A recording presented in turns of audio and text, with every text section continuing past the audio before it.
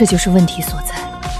这是极度罕见的隐蔽型冷暖封面切变线，底层的能量没有释放口，正在像高压锅一样蓄力，爆发无预警的强对流天气。白霄风，没有任何线罩，天空可能前一秒还是晴空万里，下一秒就会降下狂风和冰雹。按照这个蓄力速度，72小时后，爆发地点就在远海的黑水沟。马上天亮了，大虎说他们6点就要出港。莫叔，跟我下船。林浩，你继续监测数据更新，有任何偏移，随时对讲机联系我。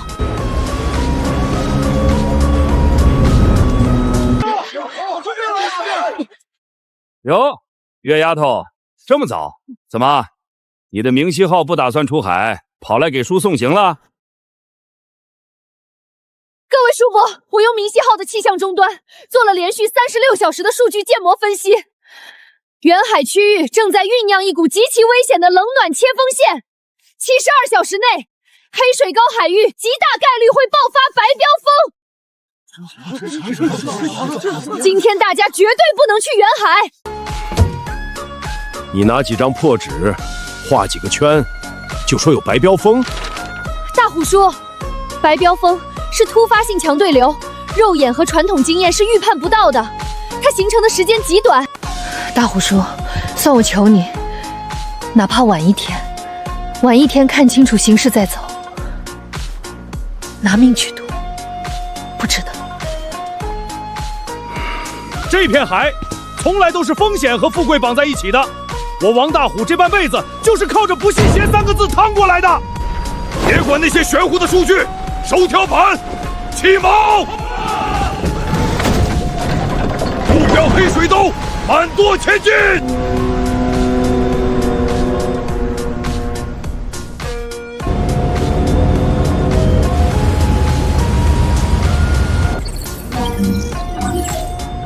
明溪号起航，目标近海碎石滩。12万陈月，你疯了是不是？借了10万块的债，不买最粗的烂绳和加强型拖网，买几个破屏幕挂在船舱里当菩萨供着。刘叔，这不叫破屏幕，这是多波硕声纳系统和气象传真接收器。我管它叫什么机！秋训马上就到了，大家都在拼了命的加固船体，换大网眼。你倒好，把你爹留下的那点老底加上借来的钱，全砸在这堆电子废品上。海上的风浪可是不长眼的，你指望几个发光的玻璃块块能替你挡住10几米高的大浪吗？就是啊，月丫头，海里的事儿老天爷说了算，你真当这玩意儿是龙宫里的探海针呐？带屏幕的铁疙瘩在海上遇个大浪，一碰水就得瞎。大学生就是太认死理，靠这玩意儿能打到鱼。我们这些老渔夫干脆回家种地去算了。刘叔，各位叔伯，我爸当年出海就因为肉眼看不透那团突如其来的积雨云，为了保住全船人，硬生生被烂绳绞断了腿，欠下了一屁股债。这片海是不讲人情的，光靠老黄历和命去搏，总有失手填海的一天。所以我接手明溪号，就绝不走瞎子摸黑的老路。这套设备能让我看清水下50米的地形，能提前接收300海里外的气象变动。我不用命搏，我用数据。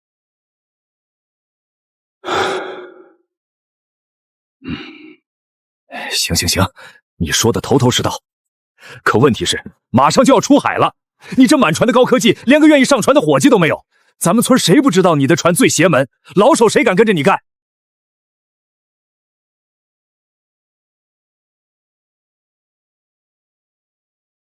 陈老板，你这儿还招人吗？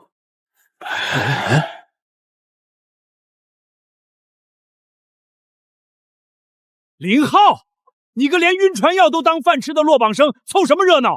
我是晕船，但我懂有点维修。我刚才听到了，陈老板装的是多波硕声纳，这玩意儿在海上极容易受磁场干扰，没个懂行的人盯着很容易出故障。我不要高工资，只要管饭，给我分一点点渔获就行。我想赚钱，有钱重新考证。晕船药自己备足，上船吐了也得把眼睛粘在屏幕上，能做到吗？ No！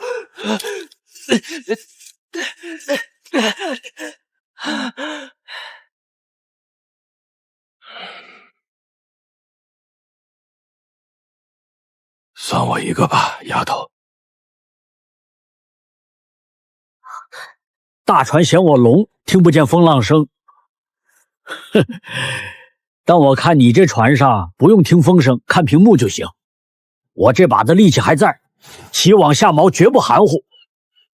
你要是不嫌弃，我就把这条命交给你这小船了。莫叔，我的船上不用你交命，你只要严格听从我的齐王指令，我保证带你满载而归。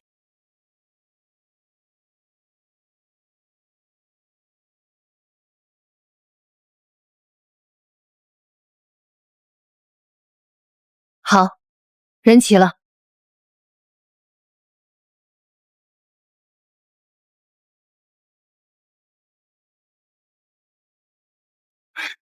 好家伙，看这吃水线，这趟进海拉网又爆仓了吧？哎呀！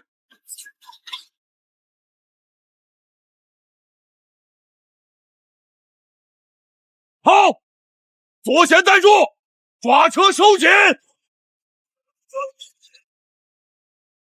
阿青，去底舱把冰舱打开，让收购商的冷冻车直接开到栈桥边上来。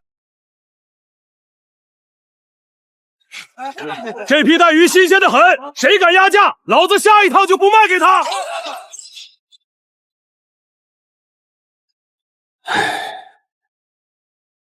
大虎这几年是真发了，他那套路子虽然糙，但真能见着钱。岳老板，海虎号的雷达天线都是生锈的，他们连基础的气象传真机都没开，这怎么敢出海的啊？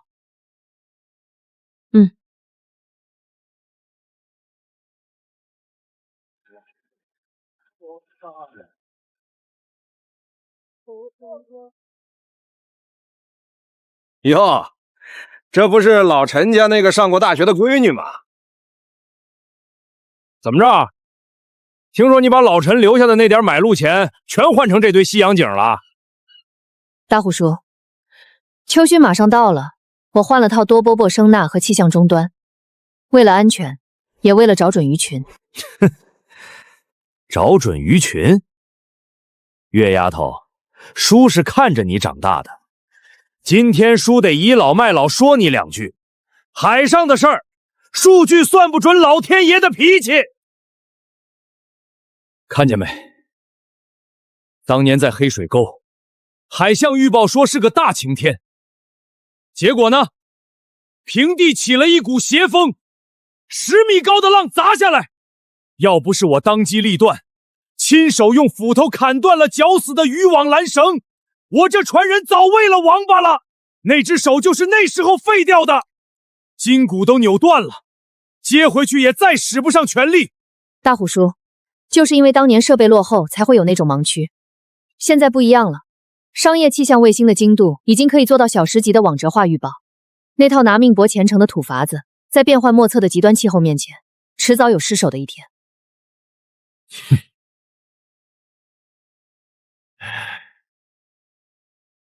行啊。大学生就是嘴硬，你就靠你那几个破屏幕，外加一个老弱病残的聋子，还有一个站都站不稳的4眼仔。我不去远海。这次秋运，明溪号只在近海的碎石滩周边作业。月姐，你懂不懂行啊？碎石滩那底下全是暗礁，大网根本下不去。再说了，那地方水浅，除了点小鱼小虾，哪有大货？你花10几万买设备，就是为了去近海捞虾米？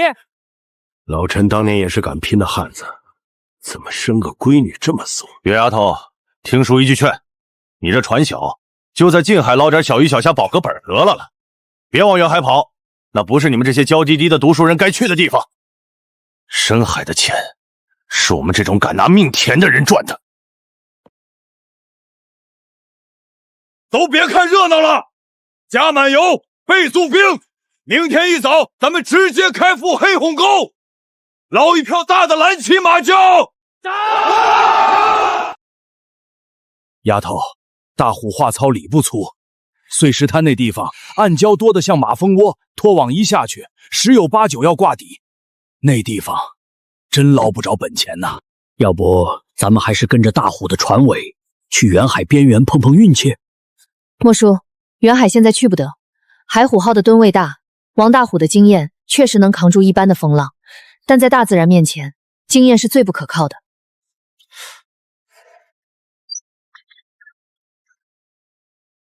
老板，这块海域的等温线是不是有点太密集了？你眼光很毒，这是冷暖锋面切变线，非常微弱，肉眼根本看不出天空有任何异常。但我反复对比了过去30年的洋流数据，结合现在的温度骤降，72小时后，远海区域大概率会爆发极端的强对流天气，那种瞬间成型的白骚风，没有任何预兆。碎石滩确实危险，那是对瞎子而言。有了多波硕声呐，我们就能在暗礁群里找到最值钱的鱼道，精准打击，比粗放的暴力掠夺利润更高。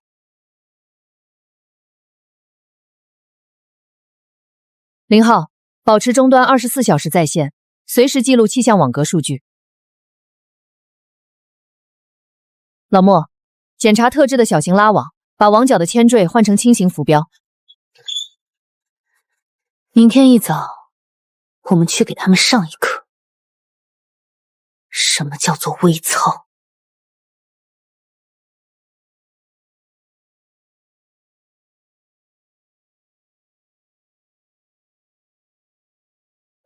老板，咱们已经连续盯了36个小时了。北斗终端传回来的这批网格数据，除了这片海域的海表温度比常年偏低了0.5度，真的看不出任何异常啊。外面的星星都亮得刺眼，明天绝对是个顶好的出海天。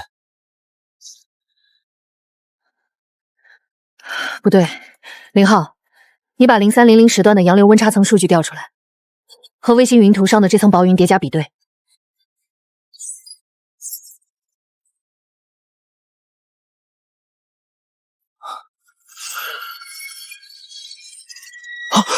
这股微弱的冷气流，怎么像是被底层的暖湿气流死死包裹住了？不仔细看，完全被外围的平稳气压带掩盖了。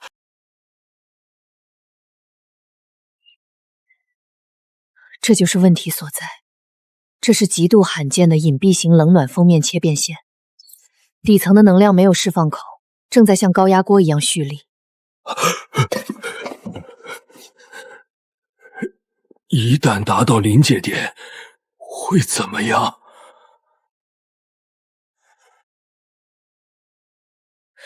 爆发无预警的强对流天气，白霄风，没有任何线兆，天空可能前一秒还是晴空万里，下一秒就会降下狂风和冰雹。按照这个蓄力速度，72小时后，爆发地点就在远海的黑水沟。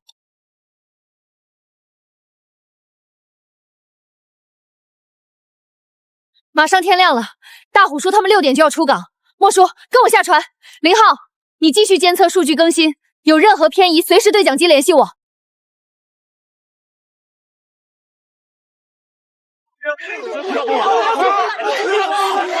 不相信！哟，月丫头，这么早？怎么，你的明溪号不打算出海，跑来给叔送行了？各位叔伯，我用明溪号的气象终端做了连续36小时的数据建模分析，远海区域正在酝酿一股极其危险的冷暖切风线，72小时内，黑水沟海域极大概率会爆发白飙风。今天大家绝对不能去远海。陈月，你看看这天，你再闻闻这风，30年了，每次来台风前，这海里的水母都会浮上来，海鸟都会回巢。今天呢，什么都没有。你拿几张破纸，画几个圈，就说有白飙风？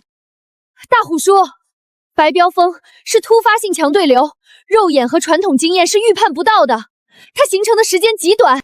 月丫头，叔知道你懂技术，你是好心，可是秋训不等人啊，咱们村家家户户都指望着这趟远海翻身呢。我家小子下个月娶媳妇的彩礼还没着落，这一天不出海，光油费和冰块的损耗就是几千块，咱们耽误不起啊。是啊，陈老板，虎哥出海30年，什么时候带咱们翻过船？你那机器要是真这么灵，怎么连天气预报都没报？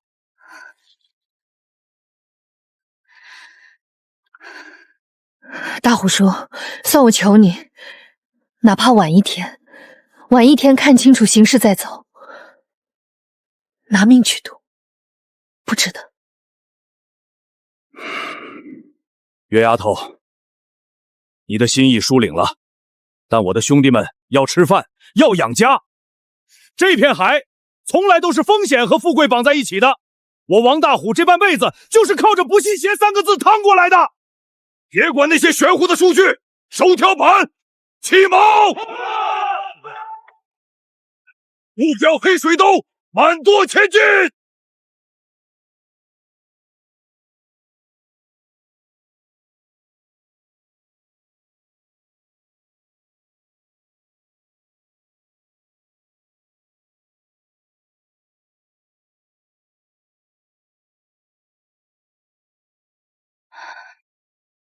丫头，尽力了。大虎有他的难处，全村人都指望他带头搞钱。人的经验一旦成了信仰，10头牛也拉不回来。我明白。莫叔，我们回去。不去劝了。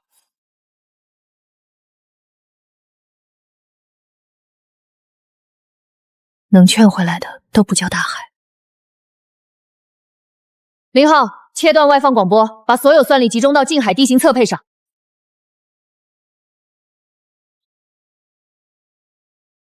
明7号，起航。目标：近海碎石滩。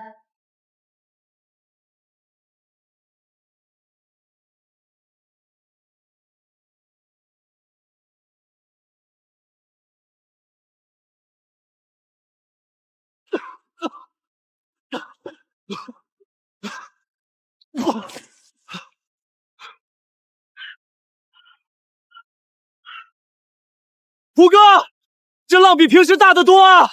刚才频道的例行播报虽然没提台风，但风力确实在加强。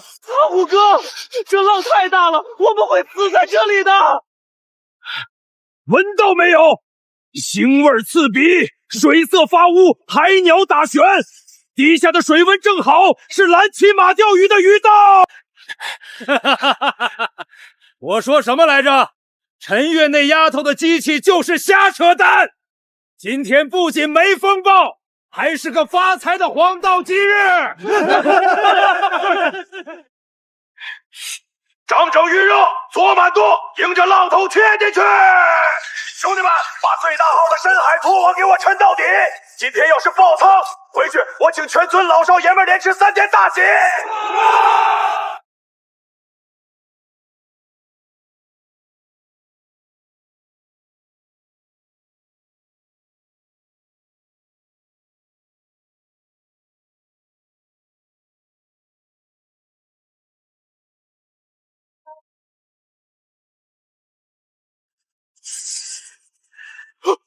虎哥！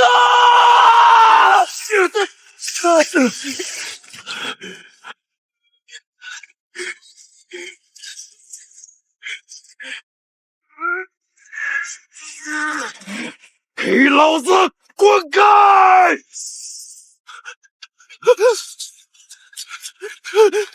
虎哥，你没事吧？嚎什么丧？老子骨头硬得很。去看脚车。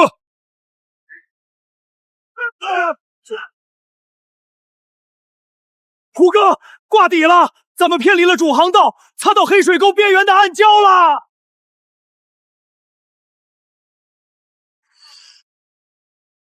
查底层漏水没有？报告，双层防撞钢板只凹进去一块，没漏水。没漏水就给老子继续起网！鱼群已经进网了，现在退，这10几万的网就全飞在海里了。乔章开到最大马力，硬拔也要给我拔上来！风浪越大越贵，给我起！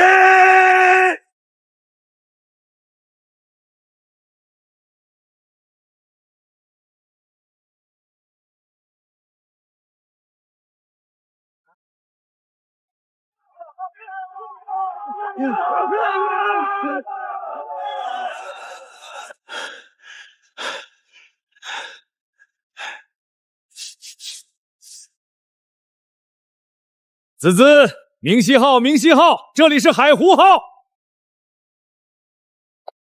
明西号收到。大虎叔，听声音，你们下网了，人员安全吗？月丫头，叔这会儿踩在金山上跟你说话呢，几千斤的大马鲛活蹦乱跳的。刚才确实擦了下礁石，不过那是海神爷在收过路费，不碍事儿。大虎叔，底拖网粗暴作业，加上鱼体互相挤压，你的马鲛鱼鳞片受损率绝对超过40%，只能卖给罐头厂做通货。而且你们刚才遭遇了毫无预兆的洋流团流，对吧？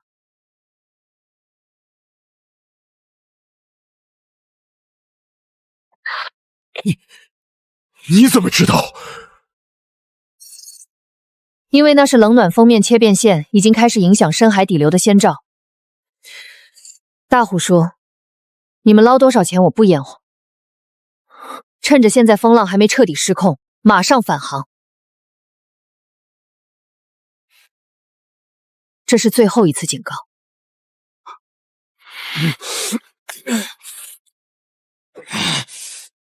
放屁！老子刚捞了第1网，今天不把冰舱装满，谁也别想回去。你就在你的近海烂泥沟里好好守着你那几块破屏幕吧。阿青，把网清理干净，换个位置，准备下第2网。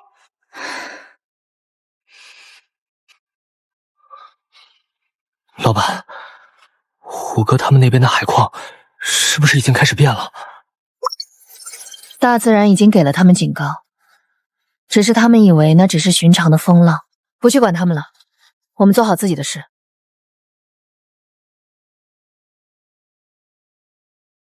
0号，水温和盐度切片线锁定了没有？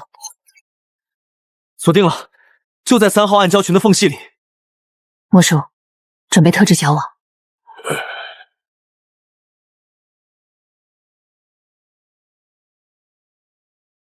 该轮到我们进行外科手术了。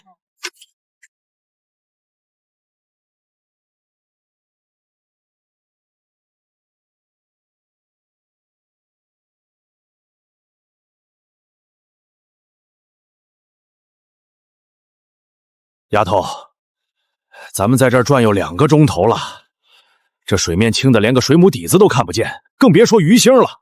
大虎他们在深海恐怕都已经装满半个冰舱了，咱们连网包都没解开，这不是干耗油吗？老板，莫叔说的也有道理。声呐扫了这么久，底层虽然有反馈，但信号非常零散，根本不像是成规模的鱼群啊。咱们是不是找错地方了？莫叔，大虎叔的捕捞方式叫离地，只要海域够广阔，拖网够大，总能瞎猫碰上死耗子捞到鱼，但代价是极高的油耗和高昂的风险。我们这艘船小，油箱底子薄，经不起那种粗放式的消耗。我们要做的是外科手术，过来看看。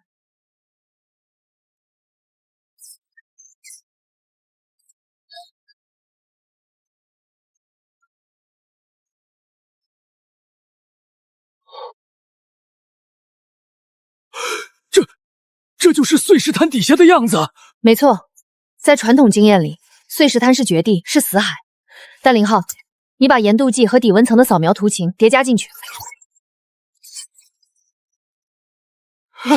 底气温水切流线，老板，这里居然藏着一股卫星暖油！这就是我们的目标。秋汛期间，近海水温下降，像大黄鱼这种对温度和盐度极其敏感的名贵底栖鱼类根本不会在开阔水域游动，它们会寻找暗礁深处的这种微型暖流带作为天然的避风港。大黄鱼，丫头，你是说这底下藏着大黄鱼窝？这玩意儿现在一斤能顶大马鲛10斤啊！对，它们非常集中，就像是排着队躲在岩缝里取暖，所以声呐探不到大规模的鱼群反馈，因为它们全贴着石头在冬眠。那还等什么？我这就去把拖网下去，抄了他们的底！等等。莫叔，你看清楚地貌，这2块主礁石之间的缝隙，最宽的地方只有6米，最窄的地方不到3米。你要是把大拖网直接扔下去，100%挂底，不仅网要废，甚至会拉翻我们的船。那咋办？这么窄的缝，咱们的网包根本展不开啊！用我让你换上轻型浮标的那张特制小网。0号，报一下现在的表层流速和底层流方向。表层流速0.8节，偏西南；底层受礁石阻挡，存在回旋暗流，流速大概在1.2节，偏向东北。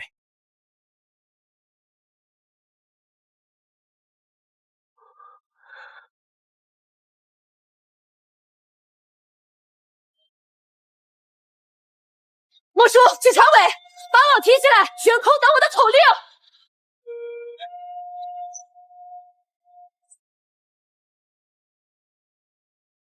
保持航速4节，左满舵，切入洋流顺风带。0号，冰颈侧身移，倒数5秒。5、4、3。莫叔放网，3秒内必须全部入水。走你！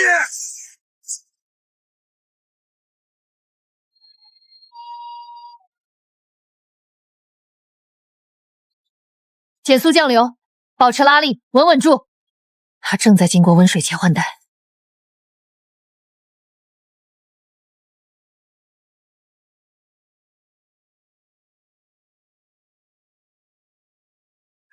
中了！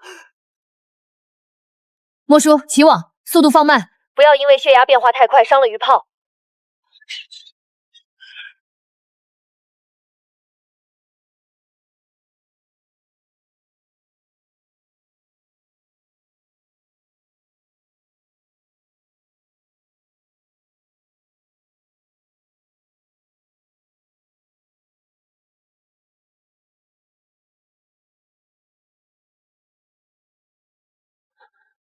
我的老天爷啊！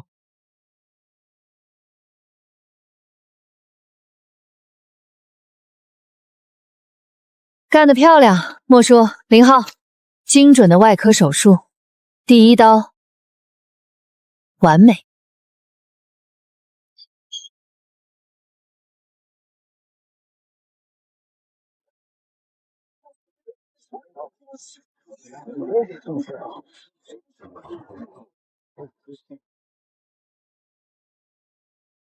虎哥，不是兄弟我压你的价，你看看这鱼肚子全被挤破了，肉都压烂了，鱼鳞更是刮得七零八落，品相全毁了。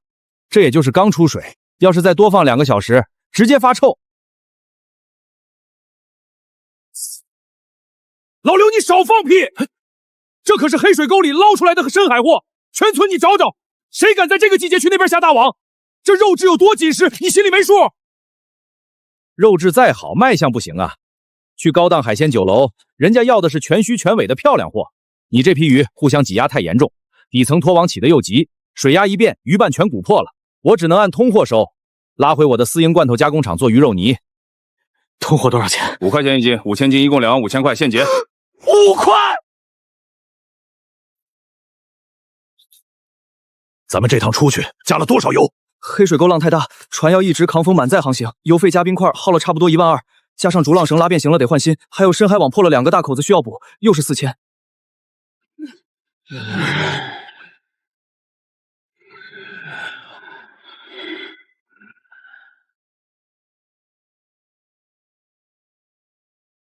行了，老刘，5块就5块，赶紧过秤。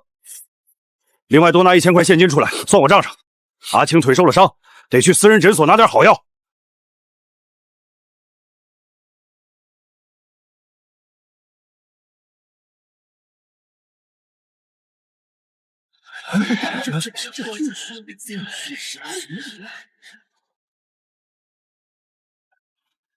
月丫头回来了，这么早就回港了？在碎石滩那潜水坑里能捞着啥好东西？能全须全尾的回来就不错了。那地方全都是暗礁。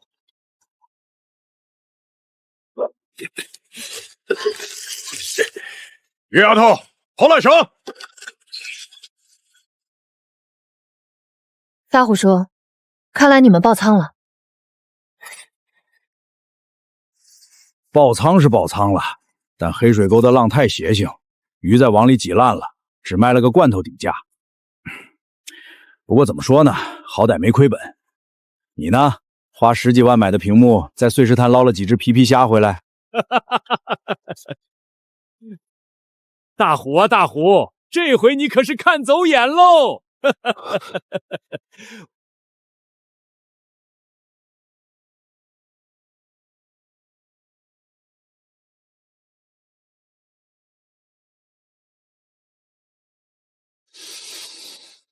我操，那是野生大黄鱼！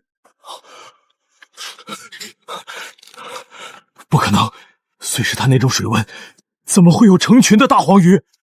而且怎么条条都活蹦乱跳的，连一片鱼鳞都没掉？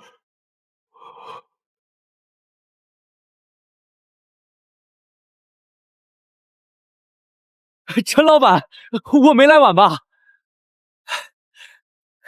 周经理，时间刚刚好，您看看货吧。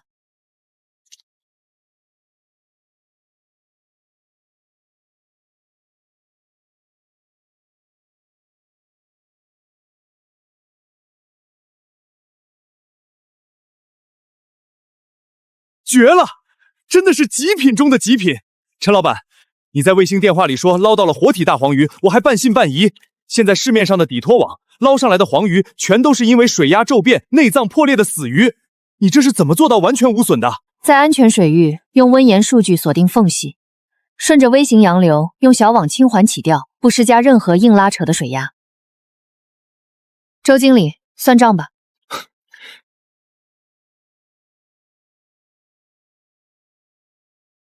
一共320斤。陈老板，咱们说好的极品活体野生大黄鱼，收购价是我给出的市场最高溢价，1斤1200块，总计38万4千元，直接转到你合作社的对公账户里。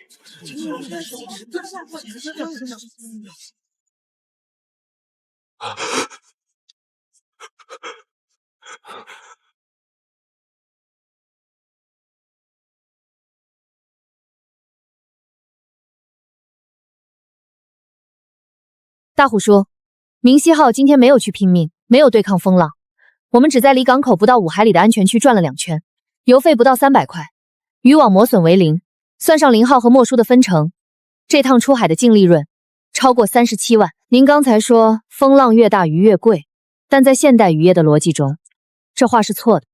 精准的数据和克制的操作才是最高级的盈利方式。靠肉体去和自然规律硬刚，除了把命搭进去，什么都换不来。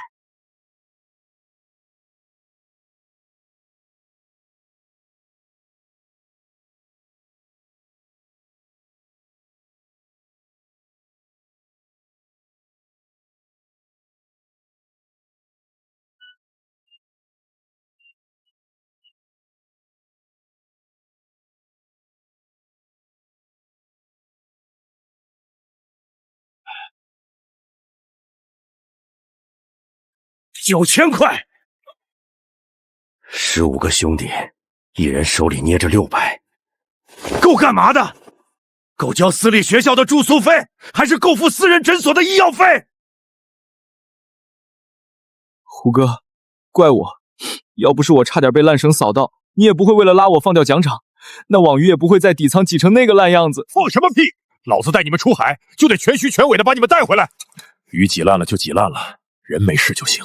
不过，陈月丫头有句话说错，咱们在黑水沟虽然碰上了怪浪，但我看见了水华，那是深海特有的蓝鳍金枪鱼群经过时留下的灵光，那种货色，就算是私营冷链厂1斤也能给到大几百。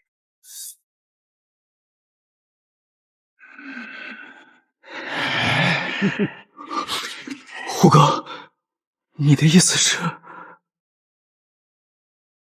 加满油，备足兵，下午就走。陈月那套机器只能在小水沟里掏虾米，真正的大海沟还得靠咱们的命去填。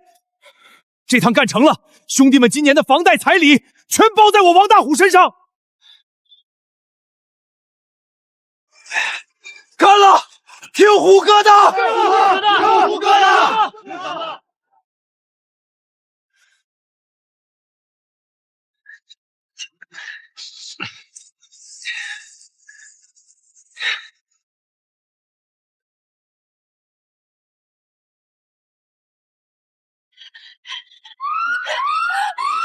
大虎叔，马上停机！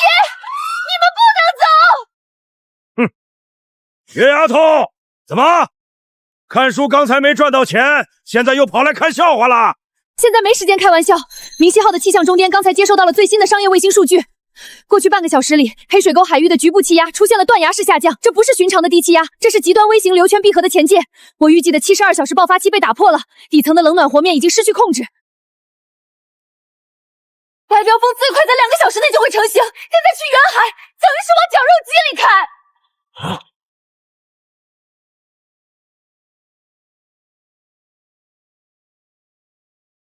陈月，叔承认你在近海找鱼窝的本事比我强，我也承认你的机器能赚大钱，但是你看这天，一丝云彩都没有，海风连个白毛浪都吹不起来。我要带着我的兄弟们去赚属于我们的那份钱。你那台机器是国外的洋玩意儿吧？洋玩意儿也会水土不服，我只相信我这双在海上看了30年的眼睛。眼睛是会骗人的，当肉眼看到风暴的时候，你们根本连掉头的机会都没有。大虎叔，就算你不信我，看看阿青的腿，难道你真的要拿全船15个人的命去赌一个你根本不了解的自然现象吗？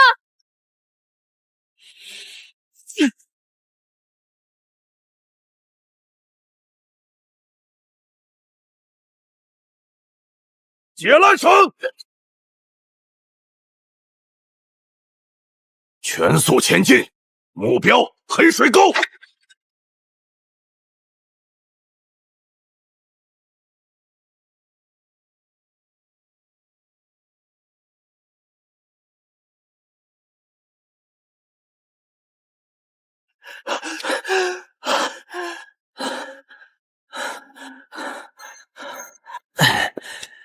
老板，虎哥他们真的不听劝啊？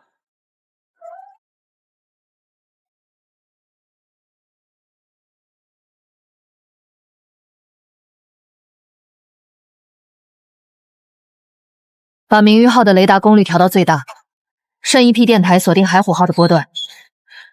这场灾难已经无法避免了，我们现在唯一能做的就是等。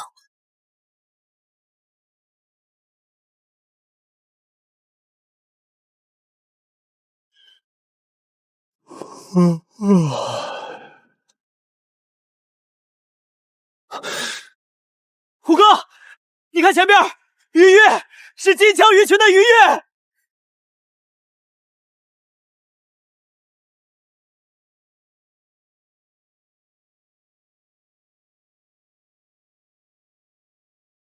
哈哈哈哈！老子就说吧，哪来的什么白标峰？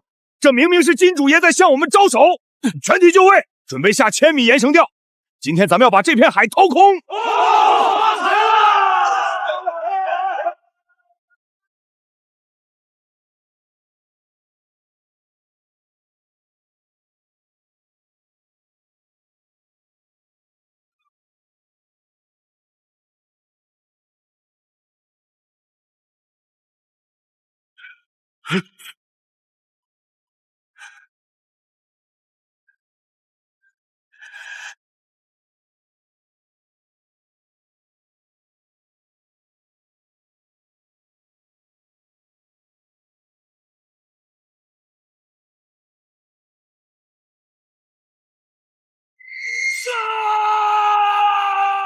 虎哥，那是什么鬼东西？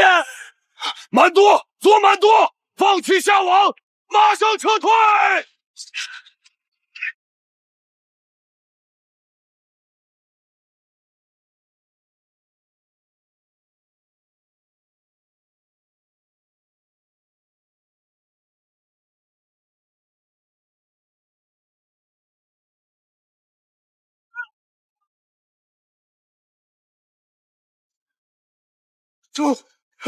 机器进水了，附近停转了。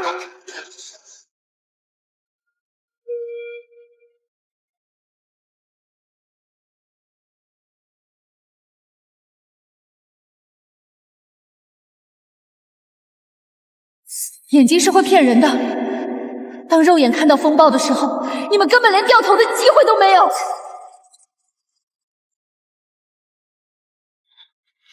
陈月是对的，在真正的数据和自然伟力面前，我那引以为傲的30年经验，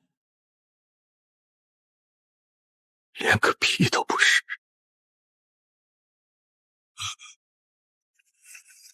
大自然真的会吃人啊！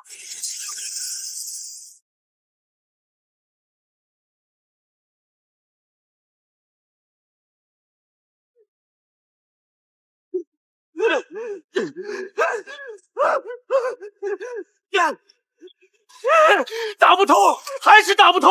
强磁暴把卫星信号彻底屏蔽了，我们现在就是大海上的一座孤岛。苏共频道呢？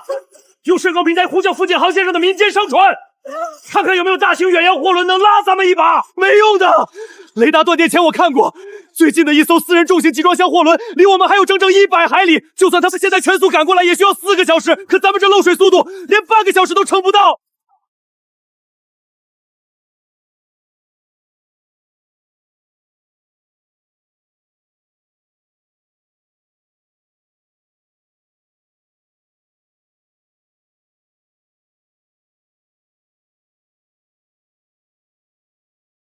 阿青，去把底舱的救生衣翻出来，给大家套上。能不能漂到天亮，看命吧。是我这老一套的经验害了你们。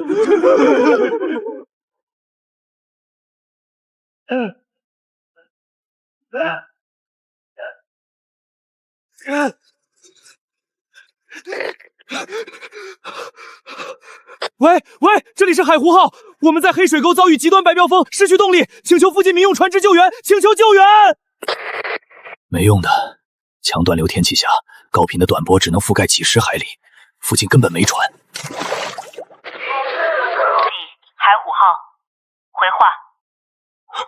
海虎号，我是明熙号，陈月。陈月，陈老板，是我们海虎号快沉了，虎哥他……王大虎，如果你还活着就结拜。月丫头，是我，大虎叔在，叔对不起你，叔该听你的话呀。闭嘴，现在不是检讨的时候。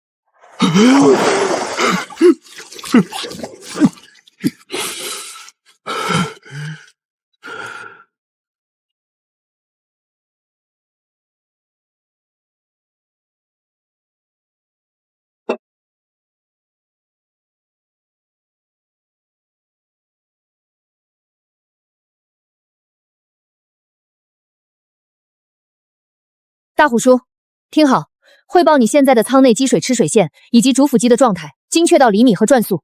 主柴油机彻底进水憋死，转速为0，辅机停垮，驾驶舱积水40厘米，底舱估计已经超过1.2米了，船体右倾15度。林浩，导入数据，计算海虎号的剩余浮力临界值。老板，根据海虎号的吨位和当前进水速度，结合百户峰中心的涌浪压力，他们最多还能支撑22分钟。月丫头，叔这辈子没服过谁，今天叔彻底服了你的科学了。22分钟，没救了。距离最近的民间货轮也要4个小时。你的明熙号太小，在那种大浪里连1个回合都撑不住，千万别来冒险。你帮叔跟村里那些兄弟的家里人说声对不起吧，叔下辈子做牛做马。我让你闭嘴！谁说我要开船去救你了？大自然确实会吃人，但只要数据够精准，我就能从它的牙缝里把你抠出来。王大虎，给我听清楚，从现在开始，你的命，海虎号上15个兄弟的命，全都交给我。我不需要你有什么30年的经验，我只需要你像个机器人一样，绝对服从我的每一个指令。月丫头，你要怎么做？我们连看都看不清外面的浪是从哪儿来的呀！你不需要看，我来做你的眼睛。现在，全体水手进入底舱，用手动摇把强行重启辅助转向泵。老舵手，手握舵盘，听我口令。0号，同步白小风中心的风切流指数和涌浪周期。风切时指数14.2，极限乱流，涌浪高度平均12米，周期8.5秒。但这只是模型推算，实际海况可能更复杂。不需要绝对精确，只要找出波舞的缝隙就行。王大虎，手动转向泵的液压顶起来没有？1、2、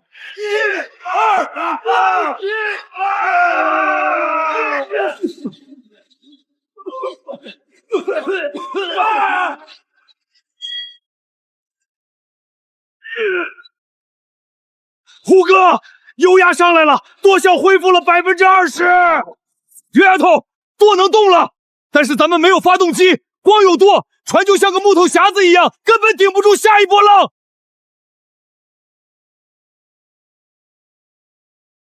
我知道你们没有动力，所以我们要借力。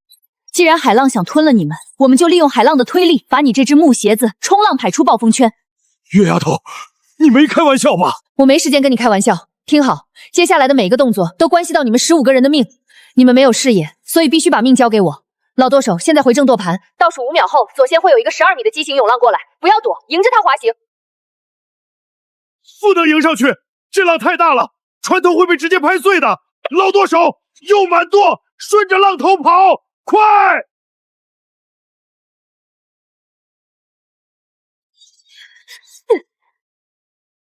大虎，我让你闭嘴！你这30年的瞎子经验是想把全船人都害死吗？你右边200米就是碎骨滩延伸出来的剃刀礁，顺着浪往右跑，不到10秒钟，你的海虎号就会被礁石切成2半。听我的，左满舵，迎着浪头撞上去，立刻，马上！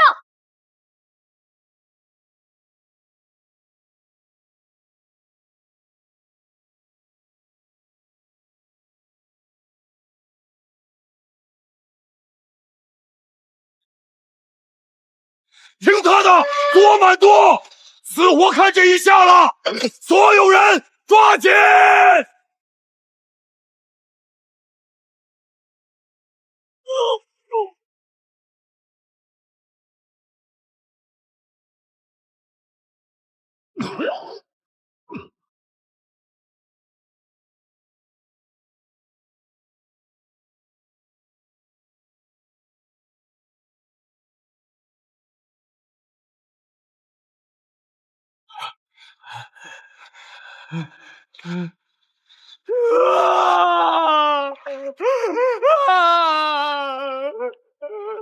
月丫头，我们撞过来了，没碰上暗礁。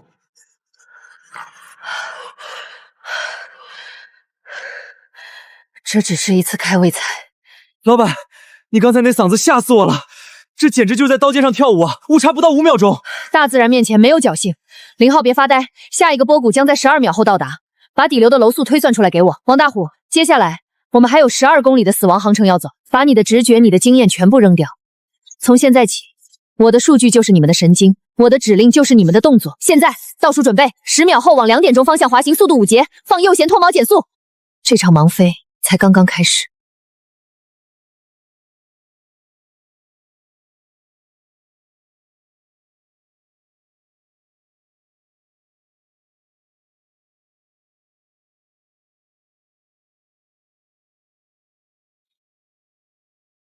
啊！风向切变率每秒15米，老板，核心圈的风眼正在溃散，乱流越来越多了。海虎号的漂流轨迹开始出现不规则偏航了。就是这儿。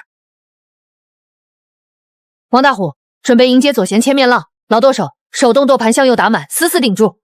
倒数5、4。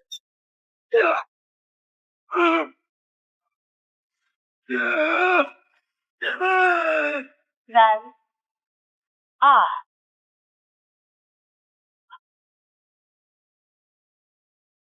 1，松手，放左舷脱链。松开！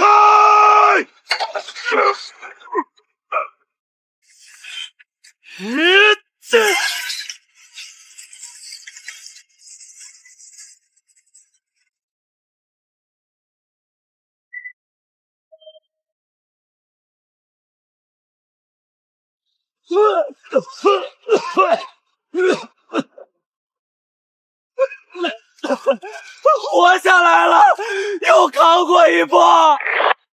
月丫头躲过去了，下一个动作是什么？这是第19个致命浪头。大虎叔，你们执行的很完美，但这还不够。白霄峰的尾流正在形成一个巨大的气旋漩涡，你们现在正处于漩涡的边缘地带。老板，海虎号现在的航速是0，完全靠浪推，根本不可能逃出这个气旋的引力范围啊！有办法。王大虎，听好了，这是最危险的一步。我要你们进行一次引力弹球式的盲飞。引力什么？通俗点说，我要你们主动顺着水流切入那个死亡气旋的最外环，利用漩涡边缘巨大的离心力给海虎号进行加速。当速度达到临界点时，利用最后一波顺向风强行把船甩出黑水沟。虎哥，这是让咱们主动往鬼门关里钻啊！万一扯偏了，整条船瞬间就会被卷进海底。你还有别的办法吗？我的经验差点把你们全都送进海底。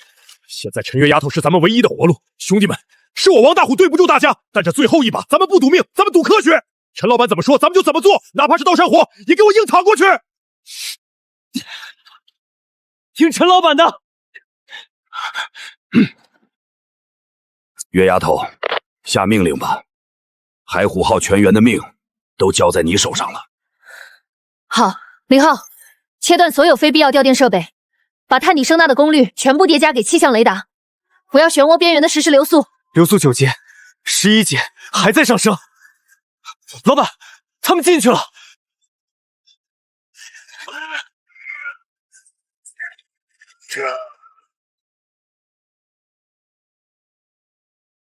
大虎叔，把所有脱毛脱链全部收回来，一寸都不能留。小把给我摇到死，收链子！速度14鞋、15鞋。老板，船体结构快承受不住这种离心力了。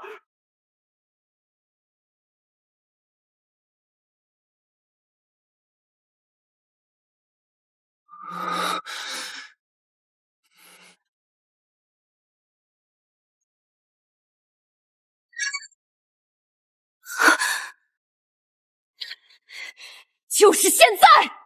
王大虎，左满舵，把舵盘给我卡死！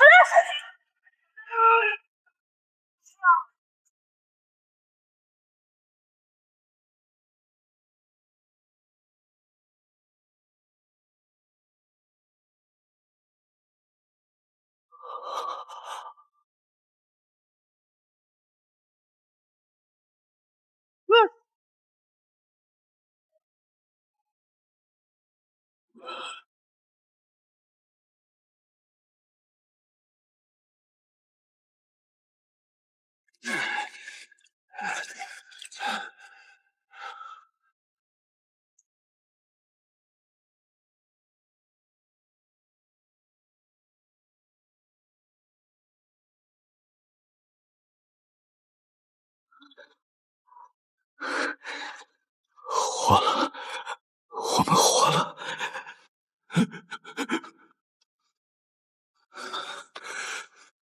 岳丫头，岳老板，我们冲出来了。天亮了。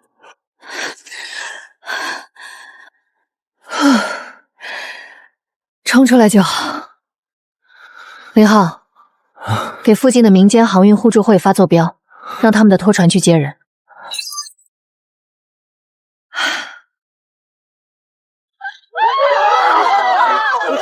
当家的，阿金，我的儿啊！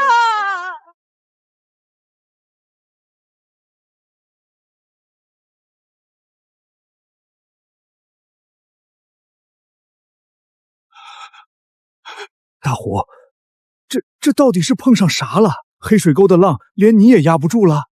刘叔，如果不是昨天有人在几百里外给我们当眼睛，我王大虎连同海虎号的15个兄弟，早就沉在海底喂鱼了。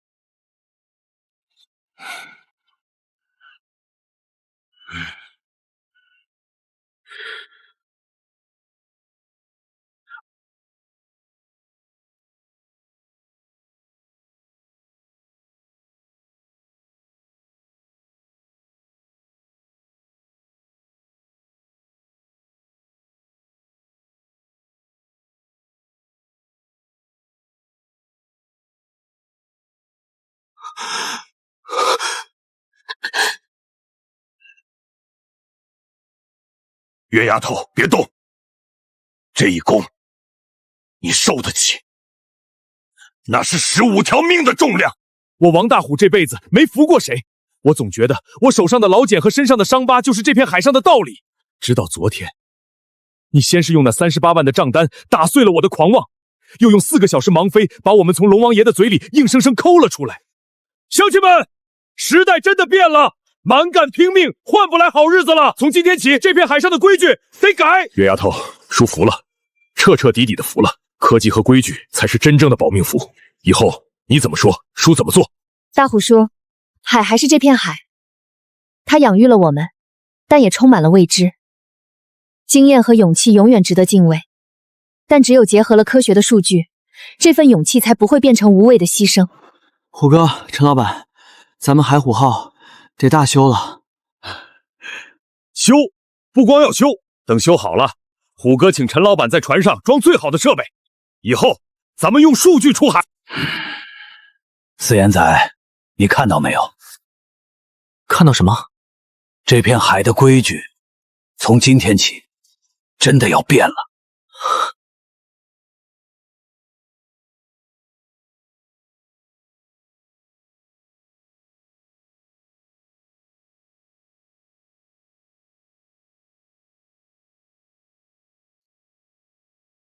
大虎叔，民间好运互助消救会的无息扶持资金已经全部到账了。明天一早，互助会的技术员就会来村里，咱们合作社名下的35艘渔船全部免费加装多波波声呐和气象传真接收器。太好了，老板你就放心吧。现在村里谁不知道数据的香啊？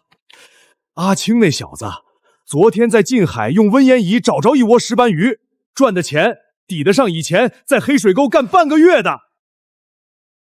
设备装上了是好事，但规矩必须立严。天气预报一旦下达黄色预警，就算水底下全是金砖，也必须立刻回港，绝不许贪网。明白，由我老王当这个安全督导员，我天天蹲在码头查出海报备单，谁要是敢不看气象数据瞎往外跑，我直接卸了他的舵盘。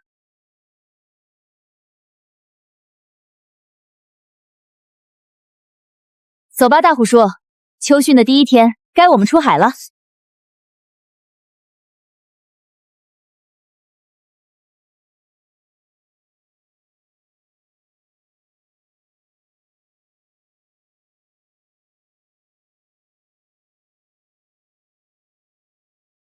第一，各船注意，这里是明溪号主控室。气象数据显示，未来48小时近海涌浪平稳，洋流温度适宜抵磁作业。各编队按照划定网格，有序前往1号、2号碎石滩安全水域。海虎号收到，忍日号收到。